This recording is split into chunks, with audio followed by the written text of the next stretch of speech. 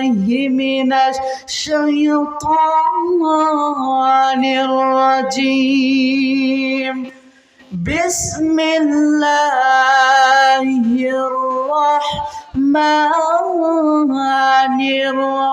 الرحيم تبارك الذي بيده الملك وهو على كل شيء قدير يا آخر الآية إن الله وملائكته يصلون على النبي يا أيها الذين آمنوا صلوا عليه وسلموا تسليما ترد اللهم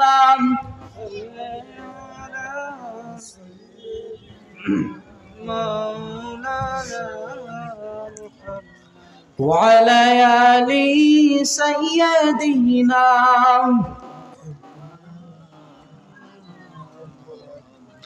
কোথায় আওয়ামী লীগ কোথায় কাদের কাকা কোথায় গেল ওই জালেমের গরম গরম কথা কোথায় আওয়ামী লীগ কোথায় কাদের কাকা কোথায় গেল ওই জালেমের গরম গরম কথা খেলা হবে খেলা হবে খেলা হবে বলে কাকা গেল পালাইয়া হাসিনা পালাইছে রে দেশটা সারিয়া খুনি হাসিনা পালাইছে রে দেশটা সারিয়া জনগণ শান্তি পাইল ফিরিয়া কথা বলেন ঠিক কিনা কোথায় আওয়ামী লীগ কোথায় কাদের কাকা কোথায় গেল ওই জালেমের গরম গরম কথা খেলা হবে খেলা হবে খেলা হবে বলে কাকা গেল পালাইয়া হাসিনা পালাইছে রে দেশটা সারিয়া জনগণ শান্তি পাইল রে ফিরিয়া কথা বলেন ঠিক কিনা আমার দিনী ভাইরা কোথায় আওয়ামী লীগ আজকে কোথায় কাদের কাকা আজকে কত তারিখ বলেন তো আজকে 13ই সেপ্টেম্বর গত বছর এই 13ই সেপ্টেম্বর আমরা স্বাধীনভাবে কথা বলতে পারছিলাম না তারা প্রায় বলতো আমরা পালাই না আমাদের নেত্রী কখনো পালাতে পারে না ফখরুল সাহেব আপনার বাসায় আমাদের একটু জায়গা দিবেন নইলে আপনার কুড়িগ্রামের বাড়িতে আমাদের একটু জায়গা দিয়েন কোথায় আওয়ামী লীগ কোথায় হাসিনা স্পষ্টভাবে বলতে চাই আজকে জামাত ইসলামকে তাড়াতে চেয়েছিলাম আজকে ইসলামী আন্দোলনের কর্মীদেরকে তাড়াতে চেয়েছিলাম কিন্তু একটা কথা এখান থেকে প্রমাণিত হয়ে যায় যুগে যুগে ফিরাউন ইসলামের বিরোধিতা করেছে যুগে যুগে নমরুদ ইসলামের বিরোধিতা করেছে যুগে যুগে দেখা গিয়েছে আল্লাহর নবীদের বিজয় হয়েছে কিন্তু আল্লাহর নবী তো আর নাই ইসলামের দাওয়াত দিবেন আলেম উলামাদেরকে বিতাড়িত করতে চেয়েছিল কিন্তু এখান থেকে একটা কথা প্রমাণিত হয় আলেম উলামাদের কখনো বিতাড়িত করা সম্ভব নয় কথা বলেন ঠিক কিনা আমার দিনী ভাইরা তারা প্রায়ই বলতো খেলা হবে কোথায় গেল খেলা হবে আজকে গোটা আওয়ামী লীগের জনগণ বলেন যুবলীগের জনগণ বলেন ছাত্রলীগের জনতা বলেন তারা গাড্ডি গুড্ডি নিয়ে বাংলার জমিন থেকে পালাইতেছে কথা বলেন ঠিক কিনা আর যে দুই একটা আছে বাংলার তাওহীদি জনতা তোমাদেরকে খুঁজতেছে বাংলার তাওহীদি জনতার সামনে পড়লে তোমাদেরকে ছাড় দিয়ে কথা বলা হবে না কথা বলেন ঠিক কিনা আমার দিনী ভাইরা এখন এই বিজয় দিয়েছেন কে চিৎকার দিয়ে বলেন এই বিজয় দিয়েছেন কে সে আল্লাহ সুবহানাহু ওয়া তাআলার দরবারে আপনি আমি হৃদয়ের সমস্ত শক্তিটুকু উজাড় করে দিয়ে হৃদয়ের নিংড়ানো ভালোবাসা দিয়ে জবান ছেড়ে দিয়ে পড়ছি আলহামদুলিল্লাহ ভাই চিৎকার দিয়ে বলতে হবে কারণ আল্লাহ পাক রব্বুল আলামিন বলছেন লা ইন শাকারতুম লা আযীদান্নাকুম যারা আমার নিয়ামতের শুকরিয়া আদায় করলো আমি আল্লাহ পাক রব্বুল আলামিন তাদের নিয়ামতকে বাড়ায় দিলাম জোরে জোরে বলি সুবহানাল্লাহ ওয়ালা ইন কাফারতুম আর যারা নাশুকরিয়া করলো তারা তো আমার সাথে কুফরি করলো ইন্না আযাবি লাশাদীদ তাদের জন্য রয়েছে কঠিন ভয়ঙ্কর জাহান্নামের আযাব কোনো দুনিয়ার আযাব না ভাই, কোনো জেলখানার আযাব নয়, তাদের জন্য রয়েছে কঠিন ভয়ঙ্কর জাহান্নামের আযাব। এজন্য জবান ছেড়ে দিয়ে হৃদয়ের সবটুকু নিংড়ানো ভালোবাসা দিয়ে শক্তি উজাড় করে দিয়ে পড়ছি আলহামদুলিল্লাহ। দুরুদ ও সালাম পেশ করি মানবতার মুক্তির দূত বিশ্বনবী বিশ্বনেতা যে নবী কাল কঠিন কিয়ামতের ময়দানে সূর্যটা যখন একটা বিঘিত উপরে থাকবে, মানুষগুলো যখন পিপাসিত অবস্থায় ছটফট করতে থাকবে, মানুষগুলো যখন নিজেদের ঘামের ভিতরে হাবুডুবু খাইতে থাকবে, নিজেদের লজ্জাস্থানগুলো আগলে থাকবে, একজন আরেকজনের লজ্জাস্থানের দিকে তাকানোর মতো সময় থাকবে না, এমন একটা সময়, এমন একটা পরিস্থিতিতে আপনার আমার সুপারিশের একমাত্র ব্যারিস্টার আকা ইনামদার তাজদারে মাদিনা দুলালে আমিনা জবান ছেড়ে দিয়ে পড়ছি সাল্লাল্লাহু আলাইহি ওয়াসাল্লাম। আজকের মাহফিলের সম্মানিত সভাপতি, আজকে মাহফিলের প্রধান বক্তা, প্রধান আলোচক, তৃতীয় আলোচক, আজকের মাহফিলের পরিচালক এবং আজকের মাহফিলের সম্মানিত সভাপতি, আমার মাইকের আওয়াজ যতদূর পর্যন্ত যাচ্ছে পদ্মার আড়ালের অন্তর্গত আবেদা সলেহা মা ও বোনেরা, সকলকে ইসলামের রীতি অনুযায়ী আবারও সালাম পরিবেশন করতে যাচ্ছি। আশা করি সালামের উত্তরটা একটু জোরে সোরে দিবেন। আসসালামু আলাইকুম ওয়া রাহমাতুল্লাহি তাআলা ওয়া বারাকাতুহু। ভাই যারা এদিকে ওদিকে ঘোরাফেরা করতেছেন, দ্রুত একটু মাহফিলের প্যান্ডেলের আশপাশ চলে আসেন, কারণ শ্রোতা না হইলে আলোচনা করা যায় না, বক্তার শ্রোতার ভিতরে সম্পর্ক না হইলে আলোচনাটা ভালো হয় না। সম্মানিত ভাইরা, I will not see any political space because it is not political stage of any political party. I am not political person, I am not political leader. I have come from Shatkhira for giving a space Quran and Sunnah. সম্মানিত ভাইরা, আমি রাজনৈতিক কোনো ব্যক্তি নই, আর এটা রাজনৈতিক কোনো বক্তব্য দেওয়ারও জায়গা নাই। আমি এখানে তাই বলবো যে আল্লাহ পাক রব্বুল আলামিন পবিত্র কোরআনুল কারীমের ভিতরে বলছেন, কথা বলেন ঠিক কিনা? কিন্তু কোরআনুল কারীমের কথাগুলো তার কাছে লাগবে তো তেমন, যার চরিত্র যেমন, কথা বলেন ঠিক কিনা? অ্যালার্জি যদি আপনার থাকে আর আপনি যদি বেগুন খান, বেগুনের গুদাম ঘরের ভিতরে যদি আপনি যান, আপনার চুলকানি উঠবে। কিন্তু অ্যালার্জি যদি আপনার না থাকে, বেগুনের গুদাম ঘরের ভিতরে 24 ঘন্টা ঘুমিয়ে থাকলেও কিচ্ছু হবে না, কথা বলেন ঠিক কিনা? আপনারা দেখবেন এই পৃথিবীতে এমনও কিছু মানুষ আছে যারা কোরআন দেখলে, কোরআনের আলোচনা করলে ওরা সহ্য করতে পারে না, ওদের গায়ের ভিতরে চুলকানি উঠে যায়, কথা বলেন ঠিক কিনা? আরে ভাই, আমি মুজাহিদ কেন, মিজানুর রহমান আজহারি কেন, স্বয়ং আসমান থেকে ফেরেশতা এসেও যদি এদেরকে তাফসীর করে শোনায়, তবে এদের চুলকানি কমবে না, বরং বাড়বে, কথা বলেন ঠিক কিনা? এটা যদি 20 দলের কোনো মহাসমাবেশ হতো, বাংলাদেশ আওয়ামী লীগ তার অঙ্গ সংগঠনের লোক ছাড়া এখানে আর কেউ আসতো না। এটা আজকে যদি জামাত ইসলামের কোনো অনুষ্ঠান হতো, জামাত ইসলাম তার অঙ্গ সংগঠনের লোক ছাড়া এখানে আর কেউ আসতো না। এটা যদি শিবিরের কোনো অনুষ্ঠান হতো, শিবিরের ভাইয়েরা এবং জামাত ইসলামের 2-1 নেতাকর্মী ছাড়া এখানে আর কেউ আসতো না। কিন্তু আমরা যারা এখানে এসেছি, আমরা এক আল্লাহর বান্দা, কথা বলেন ঠিক কিনা? জোরে বলেন কথা ঠিক কিনা? সুতরাং এটা হচ্ছে হুদাল্লিন নাস, গোটা দুনিয়ার মানুষের জন্য গাইডলাইন, গোটা দুনিয়ার মানুষের জন্য হিদায়াত স্বরূপ। এজন্য আমরা যারা এখানে এসেছি, আমরা এক আল্লাহর বান্দা। সুতরাং আল্লাহর বান্দা হিসেবে কোরআন সুন্নাহ থেকে একটি কথাও বলবো না ইনশাআল্লাহ। সম্মানিত ভাইরা, উহুদের ময়দান থেকে আব্দুল্লাহ বিন উবাই সৈন্যদেরকে নিয়ে ভেগেছিল, কিন্তু সৈন্যদের আন্দোলন কমে নাই, বরং তীব্র হয়েছিল। ঠিক আজকেও যারা আলেমদেরকে মিথ্যা হামলা দিয়ে মনে করেছিল কোরআন এবং সুন্নাহর আলোচনাকে স্তব্ধ করে দেবে, আজকে যারা মনে করেছিল আলেমদেরকে শেষ করে দেবে, আজকে যারা মনে করেছিল একজন মিজানুর রহমান আজহারিকে পাঠিয়ে দিয়ে, একজন আমির হামজাকে জেলের ভিতর দিয়ে কোরআন এবং সুন্নাহর আলোচনাকে স্তব্ধ করে দেবে, ইতিমধ্যে প্রমাণিত হয়েছে আল কোরআনের সৈনিক যারা গোটা পৃথিবীর প্রতিটি অঙ্গন নিয়ন্ত্রণ করতে পারে, তারা, কথা বলেন ঠিক কিনা?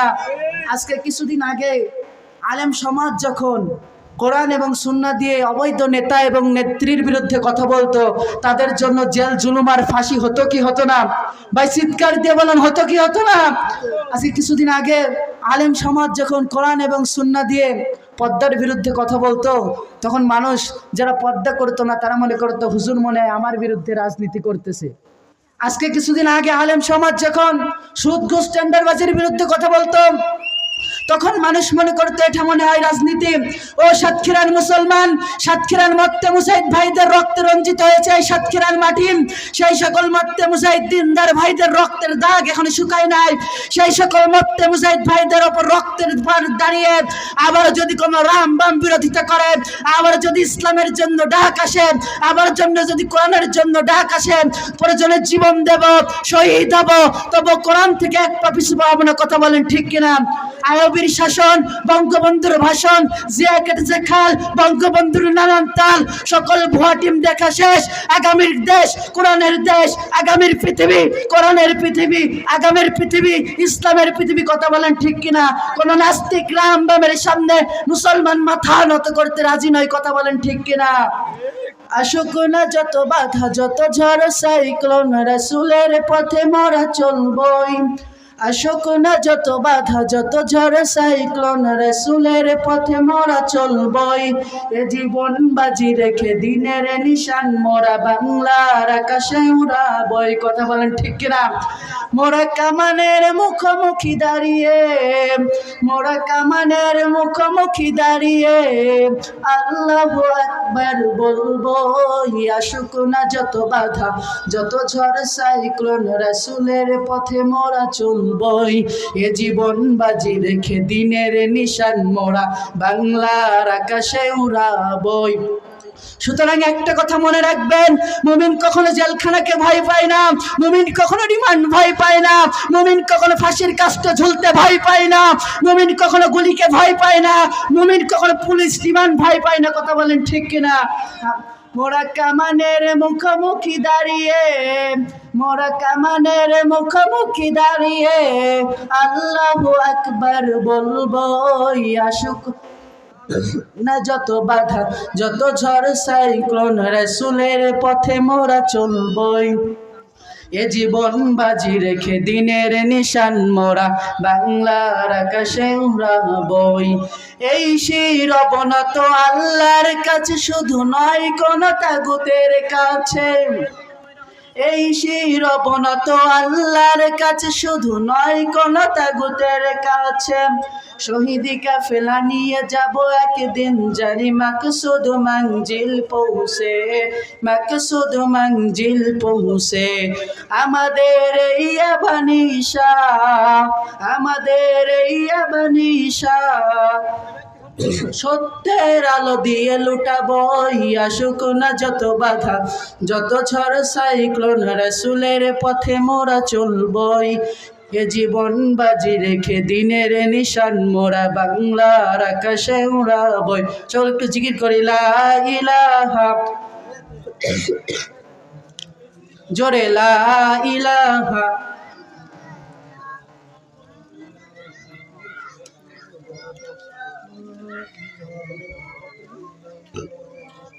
লা ইলাহা, লা ইলাহা ইল্লাল্লাহু মুহাম্মাদুর রাসূলুল্লাহ। এই শির অবনত আল্লাহর কাছে, শুধু নয় কোন তাগুতের কাছে। শহীদি কাফেলা নিয়ে যাব একদিন, জানি মাকসুদ মঞ্জিল পৌঁছে, মাকসুদ মঞ্জিল পৌঁছে। আমাদের ছোট্ট হৃদয়ে, আমাদের ছোট্ট হৃদয়ে রাসূলের প্রেম ছবি আঁকবই। আসুক না যত বাধা, যত ঝড় সাইক্লোন, রাসূলের পথে মোরা চলবই। এ জীবন বাজি রেখে দিনের নিশান মোরা বাংলার আকাশে উড়াবই। সম্মানিত ভাইরা, যে কথা বলতেছিলাম, উহুদের ময়দান থেকে আব্দুল্লাহ বিন উবাই তার সৈন্যদেরকে নিয়ে ভেগেছিল, কিন্তু সেখান থেকেও মুসলমানদের বিজয় হয়েছিল। আমার নবী উহুদের ময়দান থেকে রক্ত ঝরিয়েছে, আমার নবী উহুদের ময়দান থেকে তার দন্তন মুবারক শহীদ করেছে, আমার নবী তায়েফের ময়দান থেকে তার রক্ত ঝরিয়েছে। কিন্তু পরে দেখা গিয়েছে ঠিকই ইসলামের বিজয়, ইসলামের পতাকা বা জমিনে উঠছে। কথা বলেন ঠিক কিনা? আমার দিনী ভাইরা, দুধকে মেডিকেল সায়েন্সের পরিভাষায় আদর্শ খাবার বলা হয়। বিজ্ঞানীরা বলেন, প্রমাণ করে দিয়েছেন, milk is the name of ideal food. মিল্ককে আদর্শ খাবার বলা হয়। দুধের ভিতরে এমন কোনো উপাদান নাই যেগুলো নাই, এমন 6টি উপাদান যেগুলো খেলে শরীরের ভিতরে যদি কোনো দুর্বলতা থাকে, শরীরের ভিতরে যদি প্রোটিনের অভাব থাকে, তাহলে সেই দুধগুলো আপনাকে আমাকে প্রোটিন দিয়ে দুর্বলতা কেটে যাবে। কিন্তু যদি কোনো আমাশায় আক্রান্ত রোগী যদি দুধ খায়, ডাক্তার প্রেসক্রিপশনের নিচে লিখে দেয়, আমাশায় আক্রান্ত রোগী আছেন যারা দুধ খাবেন না, তারা কেন? আমাশায় আক্রান্ত রোগী যদি দুধ খায়, সে কি সহ্য করতে পারবে? ঠিক তেমনি একইভাবে আমাশায় আক্রান্ত রোগী যেমন দুধের ভিটামিন সহ্য করতে পারে না, ঠিক তেমনি মুনাফিক আমার আল্লাহর কোরআন সহ্য করতে পারে না। কথা বলেন ঠিক কিনা? আমার দিনী ভাইরা, আল্লাহর নবী কোরআনের দাওয়াত দিয়েছেন, আল্লাহর নবী বার খাইছেন, আর বাংলার জমিনে এমন কিছু হুজুর আছে পাগড়ি মাথায় দিয়ে ঘুরে বেড়ায়, ওদের জন্য মার নাই, জেল নাই। কথা বলেন ঠিক কিনা? ওদের জন্য মিষ্টি গোশ অপেক্ষা করে। কথা বলেন ঠিক কিনা? আপনি কেমন হকের উপরে আসে আপনার জন্য মিষ্টি আছে? কেমন হকের উপরে আসেন আপনার জেল নাই, জরিমানা নাই? আমার দিনী ভাইরা, এদিকে আর কথা লম্বা করব না, আমি আমার মূল আলোচনার ভিতরে চলে যাব। আমি আপনাদের সামনে পবিত্র কোরআনুল কারীম থেকে 114টি সূরার ভিতর থেকে সূরাতুল মুলক 2 নম্বর আয়াত তেলাওয়াত করেছি, 29 নম্বর পারা। আল্লাহ পাক রব্বুল আলামিন যেন যুগ জিজ্ঞাসার নিরিখে সত্যর সন্ধানে কিছু কথা বর্তমান প্রেক্ষাপটে বলার তৌফিক দান করে দেন। সকলে বলে আল্লাহুম্মা আমিন। আপনারা কি ঘুমাইছেন? আপনারা কি ঘুমাইছেন? দেখা যাক, লিল্লাহি তাকবীর, লিল্লাহি তাকবীর। ভাই, মুসলমানের সাউন্ড এমন হবে না, মুসলমানের সাউন্ড হবে বীরের মতো। হযরত ওমর রাদিয়াল্লাহু তাআলা আনহু সেই দিন কাবার ময়দানে নারায়ে তাকবীর আল্লাহু আকবারের স্লোগান দিয়েছিল। সেদিনকে কাফের খুতবা সাহেবেরা ভয়ে পালিয়েছিল। সেই ওমরের মতোই বলিয়া নয়, আজকে আমরা নারায়ে তাকবীর আল্লাহু আকবারের স্লোগান দেব। এবার বীর মুসলমানের মতো দুটি হাত টান টান করে লিল্লাহি তাকবীর, লিল্লাহি তাকবীর। আল কোরআনের আলম, আল কোরআনের আলম, দিন ইসলাম, দিন ইসলাম জিন্দাবাদ, জিন্দাবাদ। ইসলাম আছে যেখানে, ইসলাম আছে যেখানে। এইবার মুসলমানের মতো হয়েছে। এতক্ষণ মনে হচ্ছিল আমি কবরস্থানের ভিতরে আসি, নিজে নিজে বকতেছি আর সবাই ঘুমাইছে। বক্তা এবং শ্রোতার পাই টু পাই জবাব না দিলে ভাই আলোচনা ভালো হয় না। এজন্য আশা করি এবার থেকে আপনারা পাই টু পাই জবাব দিবেন। বলেন তো, কথা হবে কোন সূরা থেকে? সূরাতুল মুলক। কোন সূরা থেকে? জোরে বলেন, কোন সূরা থেকে? আরো জোরে, জোরে এলো না। সূরাতুল মুলক কত নম্বর আয়াত? 2 নম্বর আয়াত। আসুন তেলাওয়াতকৃত আয়াতের ভিতরে চলে যাই। আল্লাহ সুবহানাহু ওয়া তাআলা জানায় দিলেন, তাবারাকাল্লাযী বিয়াদিহিল মুলক ওয়া হুয়া আলা কুল্লি শাইইন কাদির। জবান ছেড়ে দিয়ে পড়ি আল্লাহু আকবার। আল্লাহ সুবহানাহু ওয়া তাআলা জানায় দিলেন, তাবারাকাল্লাযী, সুমহান ক্ষমতার মালিক। তাহলে সকল ক্ষমতার মালিক কে?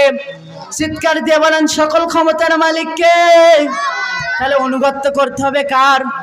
দাসত্ব করতে হবে কার? কিন্তু বর্তমান জামানার প্রেক্ষাপটের দিকে তাকালে দেখা যায় আজকে ইবাদত বন্দেগী আল্লাহর হয় না। আজকে মানুষগুলো এমন বেঈমান হয়ে গেছে, আজকে সেই পূর্বের যুগে ইমানের বলে বলিয়ান না থাকার কারণে আজকে মানুষের এখানে এক কথা, ওখানে আরেক কথা। পুরো মানুষগুলো তাগুত শক্তির কাছে মাথা নত করতেছে। কথা বলেন ঠিক কিনা? আমার দিনী ভাইরা, আজকে তাগুত শক্তির কাছে মাথা নত করলে চলবে না। যুগে যুগে দেখা গিয়েছে ইসলাম আছে যেখানে, ইসলামের বিজয় আছে সেখানে, যতই সেখানে সংখ্যায় কম হোক না কেন। কারণ আল্লাহর নবী সাল্লাল্লাহু আলাইহি ওয়াসাল্লাম 313 জন সাহাবী নিয়ে ইসলামটাকে বিজয় করেছেন। কথা বলেন ঠিক কিনা? আমার নবী 313 জন সাহাবী নিয়ে যদি ইসলাম বিজয় করতে পারে, কিছুদিন আগে আমার ছাত্র ভাইরা বাংলাদেশ থেকে স্বাধীন করে ফেলেছে। কথা বলেন ঠিক কিনা? আমার দিনী ভাইরা একটু খেয়াল করুন, আজকে আমাদের যে জালেম সরকার কিছুদিন আগে ছিল, বাংলার তাওহীদি জনতা যদি একবার এক হয়ে যায়, এরকম জালেম সরকার বারবার আসুক কেন, বাংলার তাওহীদি জনতা এক থাকবে যতক্ষণ, কোনো বাতিল শক্তির কাছে মাথা নত করবে না ততক্ষণ। কথা বলেন ঠিক কিনা? আমার দিনী ভাইরা, তাহলে সকল ক্ষমতার মালিক কে? জবান ছেড়ে দিয়ে বলেন, সকল ক্ষমতার মালিক কে? তাহলে ইবাদত করতে হবে কার? দাসত্ব করতে হবে কার? তাই ইবাদত বন্দেগী প্রতিষ্ঠিত করার জন্য, আকিমুদ্দিন এই দিন প্রতিষ্ঠিত করার জন্য যদি আপনার আমার বুকের তাজা রক্ত ঢেলে দিতে হয়, রাজি আছেন কে কে? বীর মুসলমানের মতো দুটি হাত টান টান করে আমার আল্লাহকে দেখায় দেন। আল্লাহ পাক রব্বুল আলামিন তুমি আমাদেরকে কবুল আর মঞ্জুর করে নাও। আমার দ্বীনি ভাইরা, এই ইবাদত বন্দেগীকে প্রতিষ্ঠিত করার জন্য, দ্বীন ইসলাম বিজয়ের জন্য যদি ঘর ছাড়তে হয়, দ্বীন ইসলাম বিজয়ের জন্য যদি বাড়ি ছাড়তে হয়, দ্বীন ইসলাম বিজয়ের জন্য যদি আবার এটা আকাশে, দ্বীন ইসলাম বিজয়ের জন্য যদি ফাঁসির কাস্টে ঝুলতে হয়, দ্বীন ইসলাম বিজয়ের জন্য প্রয়োজনে নিজের স্ত্রীকে বিধবা করব, দ্বীন ইসলাম বিজয়ের জন্য ঘর ছাড়ব, তবু ইসলাম থেকে এক পা পিছু পা হবে না। কথা বলেন ঠিক কিনা? আগামীর দিন ইসলামের দিন, আগামীর পৃথিবী ইসলামের পৃথিবী, কোন রাম বামের সামনে মুসলমান মাথা নত করবে না। কথা বলেন ঠিক কিনা?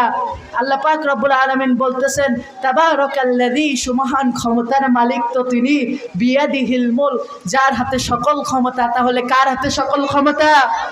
কার হাতে সকল ক্ষমতা? সে আল্লাহর হাতে সকল ক্ষমতা। তিনি মুহূর্তের ভিতরে সব করতে পারেন। আচ্ছা ভাই, এই যে চেয়ারে আমি বসছি, এখানে কি আর কিছুক্ষণ পরে আমি আর থাকতে পারবো? থাকতে পারবো? ক্ষমতার চেয়ারে বসেছিল ফিরাউন, ফিরাউনকে থাকতে পারছিল? ক্ষমতার চেয়ারে নমরুদ বসছিল, নমরুদ কি থাকতে পারছিল? ক্ষমতার চেয়ারে খুনি হাসিনা বসছিল, খুনি হাসিনাকে থাকতে পারছে? খুনি হাসিনা মনে করেছিল 41 সালের আগে আর যাবে না। কি ডায়লগ ছিল ওদের? আমাদের নেত্রী পালায় না। কি ডায়লগ দিত না ভাই? আমাদের নেত্রী পালায় না। ফখরুল সাহেব, আপনার বাসায় কি আমাদের একটু জায়গা দিবেন? এখানে না হয় তাহলে আমাদের একটু কুড়িগ্রাম ঠাকুরগাঁয় জায়গা দিয়েন। কেমন বলছিল না? এমন ভাবে তারা চিন্তা করে বসছিল 41 সালের আগে তারা যাবে না, কিন্তু ওহু আলা কুল্লি শাইইন কাদির ওয়া মাকারু ওয়া মাকারাল্লাহ, এ জমিন যার, আইন চলবে তার, সুতরাং আল্লাহ যা চাইবে সেটাই হবে। কোন রামবাম টিকে থাকতে পারবে না। কথা বলেন ঠিক কিনা? ওহু আলা কুল্লি শাইইন কাদির, তিনি তো যা ইচ্ছা তিনি তো তাই করতে পারেন। আমার দ্বীনি ভাইরা, যুগে যুগে যারা ইসলামের বিরোধিতা করবে, কোরআনের বিরোধিতা করবে, একটা সময় দেখা যাবে আল্লাহর কোরআনের বিজয় হয়ে গেছে। কারণ যে আল্লাহ পাক রব্বুল আলামিন বলছেন, এই কোরআনটা আমি দিয়েছি, এই কোরআনের সংরক্ষণকারী আমি আল্লাহ সুবহানাহু ওয়া তাআলা। সুতরাং আপনাকে আমাকে ভয় পেলে চলবে না। আপনার আমার যদি দ্বীনের জন্য, ইসলামের জন্য ডাক আসে, আপনার আমার ঝাঁপিয়ে পড়তে হবে। কথা বলেন ঠিক কিনা? আমার দ্বীনি ভাইরা, আজকে কেন দিল্লি গিয়ে বসে আছো? কেন বাংলার জনতায় আসো। তোমাদের এত সাহস, তোমাদের নেত্রী পালায় না, তোমরা বাংলার জমিনে আসো। বাংলার তাওহীদি জনতা তোমাদেরকে ছাড় দিয়ে কথা বলবে না। কথা বলেন ঠিক কিনা? আজ হোক কাল হোক তোমাকে বাংলার জমিনে আসতে হবে। তুমি আলেম ওলামাদের 3টা বছর 5টা বছর জেলের ভিতরে রাখছো, তুমি বিভিন্ন হক নষ্ট করছো। বাংলার তাওহীদি জনতার কাছে এর হিসাব দেওয়া লাগবে। কথা বলেন ঠিক কিনা?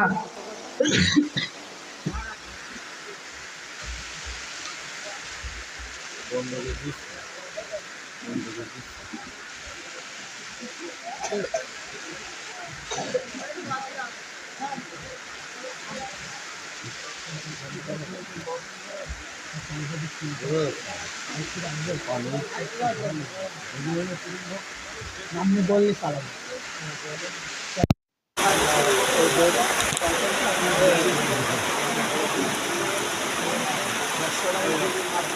আমাদের বাংলা